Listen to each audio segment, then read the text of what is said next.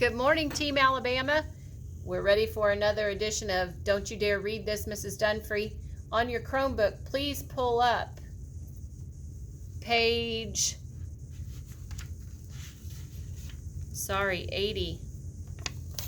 81. February the 23rd, page 81. Do not read this, Mrs. Dunfree. I've been so scared. I've handed this in on Friday, and then next period it hit me. How could I have been so dumb? I was trying so hard to keep it a secret that Mom had left, and then I'd given Mrs. Dunfree this notebook with an exact description of everything of Mom leaving, of me trying to take care of Matt, of me worrying about the bills, everything. I know she's not supposed to be reading this, but what if just this once she had? Sitting in history class, I got to feeling so panicky I started sweating. Chastity leaned over and asked me if I needed to go to the nurse. And then Mrs. Dunfree handed this back today with just the note about how many entries I had. Like that matters. For a while I was thinking I just wouldn't write any more in here, or I'd stop handing it in or something. But you know, it does make me feel a little better to write since I can't talk to anyone. Okay, that's a great fact. She finds comfort in writing in this journal. I can talk to Matt about Mom being gone, but I always have to be cheerful around him or he'll start crying. So maybe I will keep writing. I don't know. It's not the biggest thing on my mind right now. I've been trying not to spend any money since Mom left because I'm scared we're not going to have enough. I told Sandy and Rochelle and Chastity I was going on a diet, so they won't ask questions when I don't get anything to eat for lunch. But then Rochelle said, at least get a Diet Coke out of the pop machine, and hey, get me one too. And then Sandy and Chastity wanted some too, and you know they didn't pay me for it, so I had to spend almost $3, more than I would have spent on lunch. $3 may not sound like much, but that's almost a whole hour of work at the Burger Boy. How much is the heat bill going to be? How much is the phone bill? What other bills am I going to have to pay?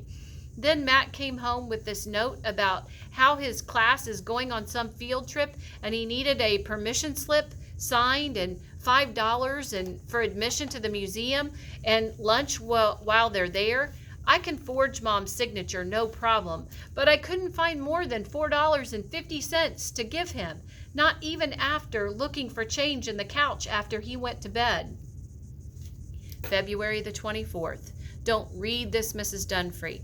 I was ready to kill Matt tonight. We were watching MTV together when that news guy, Kurt Loder, started talking about how much money all the big singers have, and it was making me a little sick. And what's so great about it? Say Madonna, that she has millions and millions of dollars, while I'm wondering if Matt and I are even going to have enough money for groceries next week.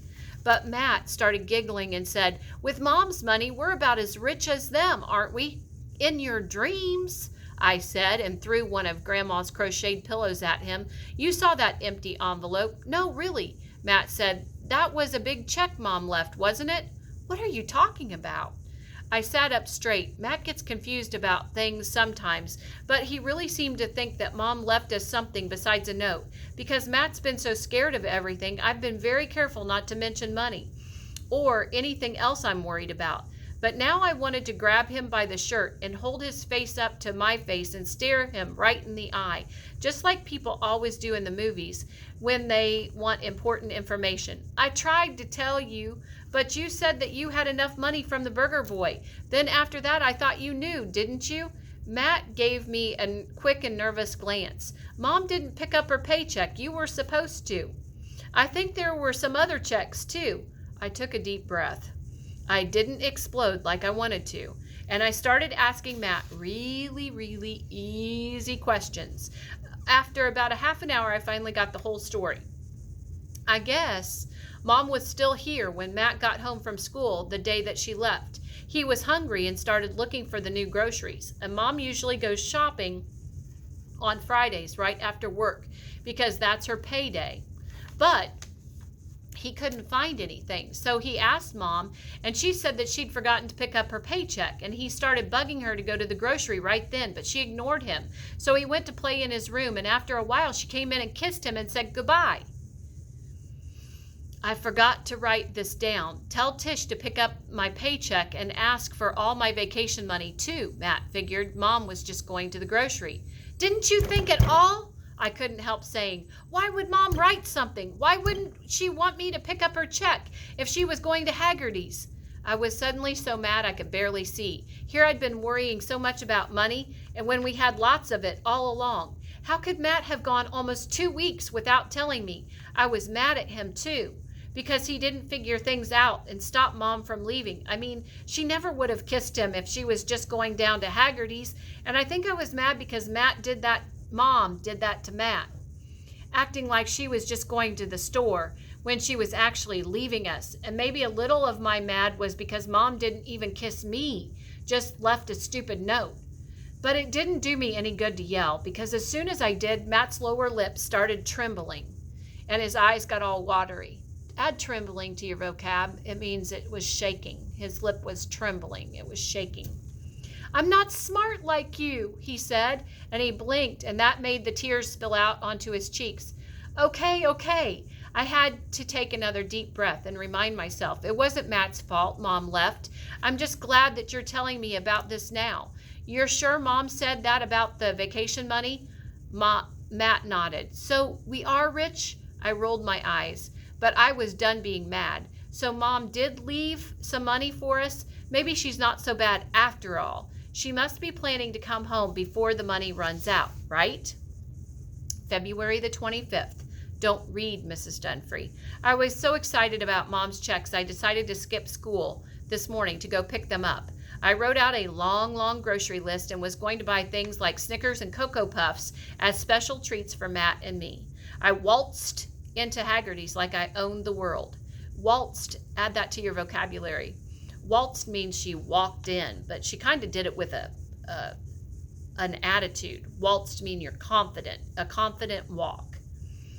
But guess what? Mom called in sick so much that they said that she'd run out of sick days and used up all her vacation days and then some. So they didn't owe her anything. Except, I don't know, the assistant manager may have been lying just because he didn't want to give me Mom's checks. The first thing he told me was that Mom's the only one allowed. The word authorized, you can add to your vocab, authorized or allowed, to pick up her paychecks. He didn't tell me that thing about the sick days until I started yelling, and then everything I said, he kept saying, really, it's not appropriate for me to discuss this with anyone but your mother. I was so mad, I wanted so bad to yell, oh yeah, what if she's in California? But of course I couldn't. I hate Mom. I don't care if she ever comes back. Okay, Team Alabama, we're going to stop there for right now. Have a great rest of your day. Let's add a few facts. Tish went to the grocery store. Tish tried to pick up Mom's paychecks. They wouldn't give it to her. Add a few more facts. Okay? We're stopping at the top of page 86. Have a great rest of your day.